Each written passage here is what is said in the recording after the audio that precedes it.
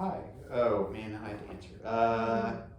I'm doing pretty well. I just came out of a good meeting with Alex about the future of men's chair. I think it's going to be really cool. Nice. I'm excited for that.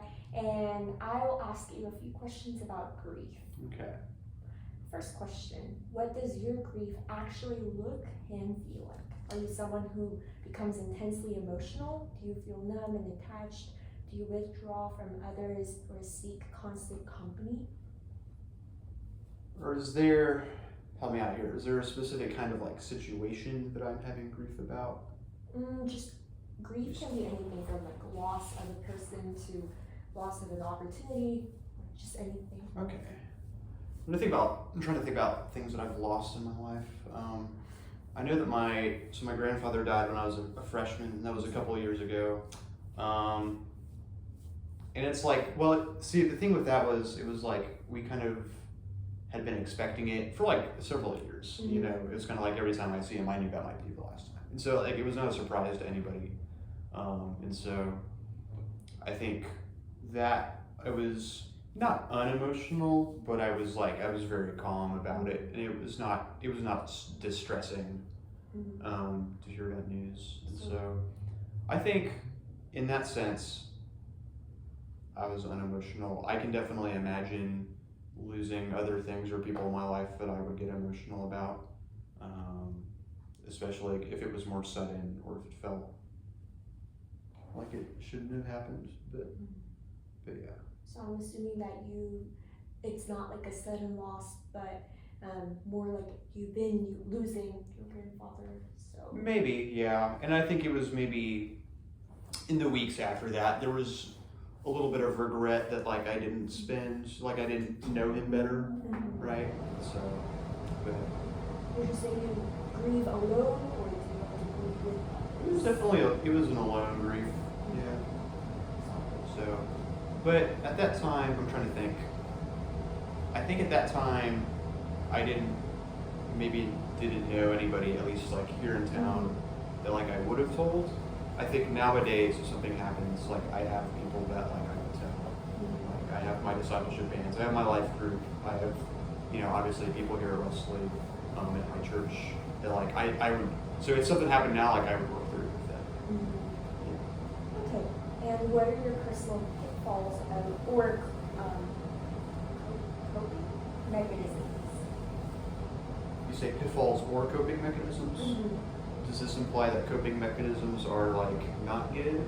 Possibly. And when grieving, do you find yourself overworking, overeating, taking risks, or falling into depressive times? Or do you channel your energy into new projects or creative outlets? My coping mechanism is to minimize the emotional impact of anything that happens in my life, especially negative ones. And so, for instance, if I really cared about something and then I lost it, I would then put in the mental effort to stop caring about the thing so that I would feel less bad about losing it. Is what I do. I think that is the coping mechanism. Whether that is bad or good, like I think there's situations where that can be a healthy thing. When I was earlier this summer, I was reflecting on the internship that I had. And I was like, I didn't really think I was gonna like it, but it was definitely not the one that I wanted to have. And so I felt kind of like it felt like I was gonna lose the summer kind of career-wise. And I think my response to that was to say that like, I'm gonna trust not in this job or in myself, but I'm gonna trust in God to give me an identity in the future. And I just like wanted to just reaffirm that like my value, my identity, my purpose in life is not the thing that I do, and that if I have jobs that I need for the rest of my life, that doesn't make my life worse or anything like that. And so in that sense, that was an example of me choosing to care less about a thing that I had previously cared about, so that I could feel less bad about the position I was in. But I can also imagine a sense where that's maybe not the best thing to do, but it would be better to just recognize the value of the thing that I lost instead of loss.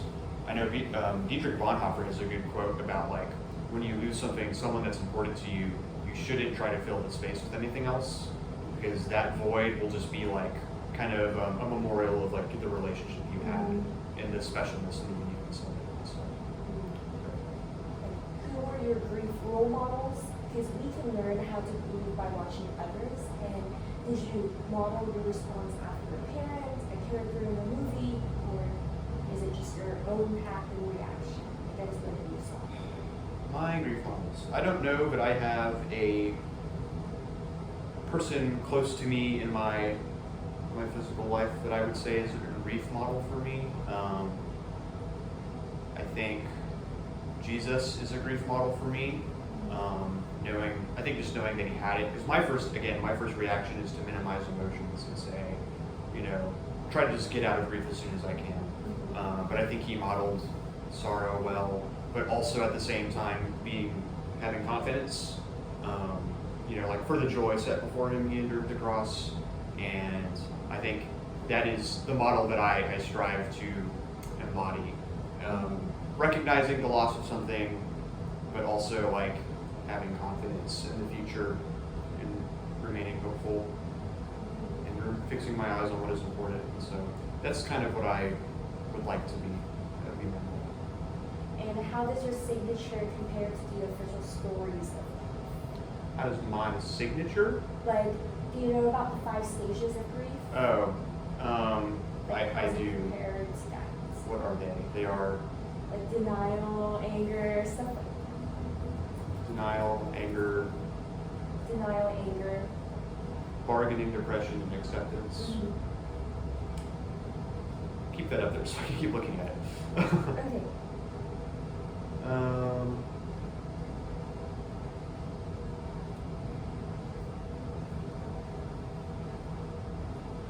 And you don't have to go too much into detail. Sure. I don't know. Like, when it comes to like, normally we think of grief as like losing of people or of pets maybe. And I think not enough of that has happened to me yet to really know or say. And then with other things, like I just don't, usually think of it as grief, and I'm not super conscious of that. And so I like to say, I don't think I've ever not come to eventually accept something that has happened to me. Okay. And next set of questions we have you ever felt your grief was judged or misunderstood?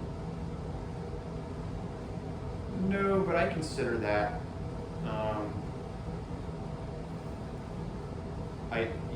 I do think about that sometimes. Because so I had a situation recently where I had a friend that I was very worried about for like physical health reasons and also mental health reasons.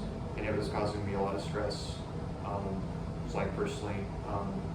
And I was like kind of didn't want to tell other people about it because I thought they would think like you're just overreacting. It was like, and so for that reason I didn't want to talk about it a whole lot within that circle of friends. But then like I realized later that like a lot of people were also having the same reaction. So, but yeah, there's definitely a fear that like the way that I grieve is,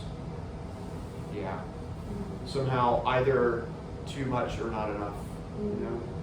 And how did it impact you? How did that judgment? Not that there was judgment, just like I think the fear of it prevented me from talking about it with people. I talked about it to people here mostly because I didn't, I'm not afraid to hear it. And have you ever judged someone else's grief? Yes, I have. I observe throughout my entire life that like I just have such different values and priorities than people that I will often think that people are like really overreacting to something. Like I've never had like a pet or a dog or anything, and like I will just never understand the grief that people have when their pet dies. And I was like, it's a dog, like what? But so I think I do experience that a lot, where I think other people, especially when it comes to like a test that they failed, or again like a pet, or just some other like random thing that like is the kind of thing where like I feel like I could very well rationalize that that's not a very important thing in your life. Yeah. However, the fact remains it is important in their life, and so I end up kind of judging them for that. And where did those expectations come from? Again, like I said, my tendency to try to minimize my emotion and care about things that I've lost. And I think I try to rationalize that, like, ultimately, a lot of the things that I had that I lost are things that I did not really need. And so I try to live that for myself, and I think I project that onto other people. So when they say, I lost this thing, I was like, well, you didn't really need that. Oh. But it's not really, maybe not my place to tell them that they didn't need something, even if I think it's true. But yeah. Based on your personal experiences and your reflections, what do you believe it truly means to grieve properly? What does it truly mean to grieve properly? Is there such a thing? I think there is. I recognize that it will be different among people. The pace will be different. The reactions will be different. People are,